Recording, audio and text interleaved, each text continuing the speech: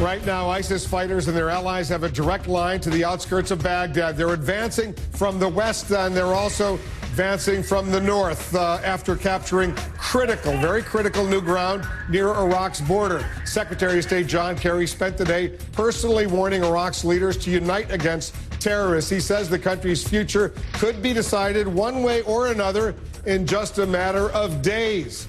Our correspondents are covering this dangerous crisis from all the angles. But first, let's go to our chief national security correspondent, Jim Sciutto. He's been traveling with the secretary in Baghdad. He's now joining us from neighboring Amman, Jordan, with the very latest. Jim?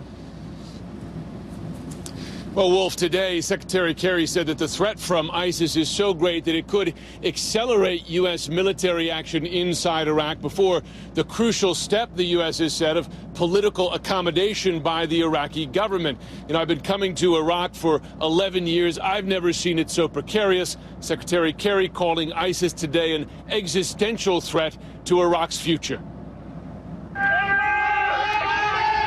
With alarming momentum, ISIS militants captured two more crucial towns on Iraq's Syrian and Jordanian borders, fast becoming the regional threat Secretary Kerry has been warning of throughout his Mideast trip.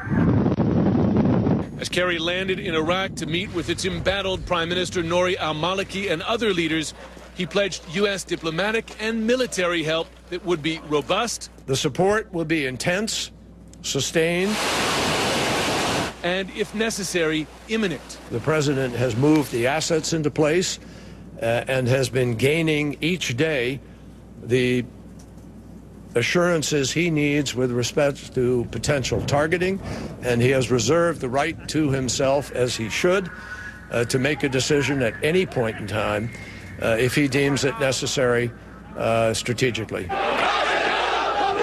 A political agreement pulling Iraq's bitterly divided groups into a truly representative government remains the central focus of administration strategy. But Iraq's Sunnis, Shias, and Kurds suffer divisions inside their groups as well as between each other, signaling a political process that will take time that Iraq doesn't have. And as U.S. and Iraqi officials talk, ISIS fighters are gaining more ground. The atmosphere here in Iraq, say U.S. officials, one of extreme anxiety. Iraqis are fearful for their country and for their lives, and as a result, they are desperate for U.S. help. 3 years after Iraq eagerly bid U.S. troops farewell, we found that many Iraqis, like their government, would welcome them back. America will not accept the presence of al-Qaeda and ISIL in the region because that will impact the Middle East region and the Arab states. It will have an effect on America, too. Therefore, I think there is a solution in Kerry's bag to solve the crisis.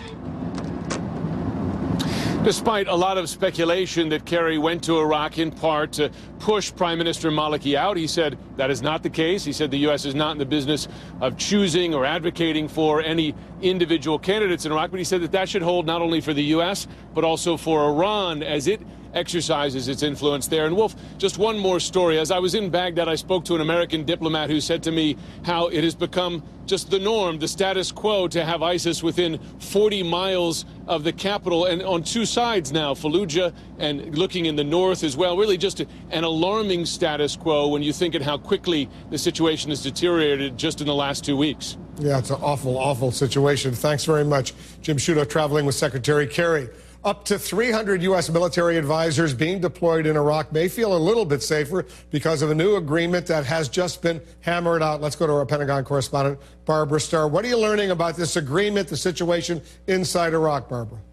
Wolf, before those military advisors that the president announced last week could even go, they had to have an agreement, legal immunity from the Iraqi justice system. Today it was announced that agreement has been reached. Now, 6 teams of 12 men each of U.S. military advisors will start arriving in Iraq. Their first job will be to assess security and especially security around Baghdad. Can the Iraqi forces even hold on to Baghdad? They will also, make no mistake, collect intelligence about ISIS, where they are, how they're moving, what weapons they have, in case the president was to decide on that targeting option to target the militant Sunni fighters. But what this is really all about now that is emerging in Iraq is trying to make this country hold together, trying to make the borders even hold. Right now, ISIS essentially has erased the border between Iraq and Syria. ISIS close to the Jordanian border. This is spreading unrest now across multiple borders in the Middle East. And speaking of unrest along borders, there was a Syrian attack against Israel up near the Golan Heights. Israel retaliated with airstrikes. Is this an isolated incident or something else going on? Well, it's not entirely clear this border incident between Israel and Syria was related to the war in Syria or not, but indeed, Israel fired back against several Syrian military positions on its side of the border across the Golan Heights because they say the Syrians fired on them. It may be useful to think of it this way, Wolf.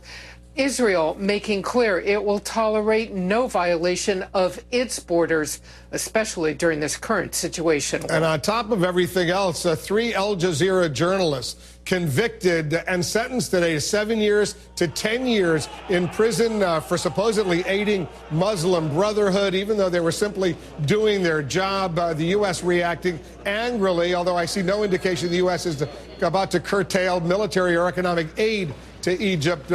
One of those Al Jazeera journalists, Mohammed Fahmy, formerly with CNN, he spent a lot of time with us. There's a picture a year and a half ago when I was in Cairo interviewing the then president, Mohamed Morsi. Mohammed Fahmy was working with us, doing an excellent job. So what's going on? Is the U.S. about to retaliate, do something if these guys wind up spending years in prison? Perhaps exactly the opposite of any retaliation. Well, it was just yesterday when Secretary of State John Kerry was in Cairo and made clear that the U.S. is headed back towards business as usual to some large extent, giving the new government in Egypt the signal that the U.S. will resume full military aid, including Apache helicopters. Wolf? Barbara Starr at the Pentagon with that. Let me just say, I know Mohammed Fahmy. He's an excellent journalist. He does not belong in jail. The other journalists don't belong in jail either for simply doing their job.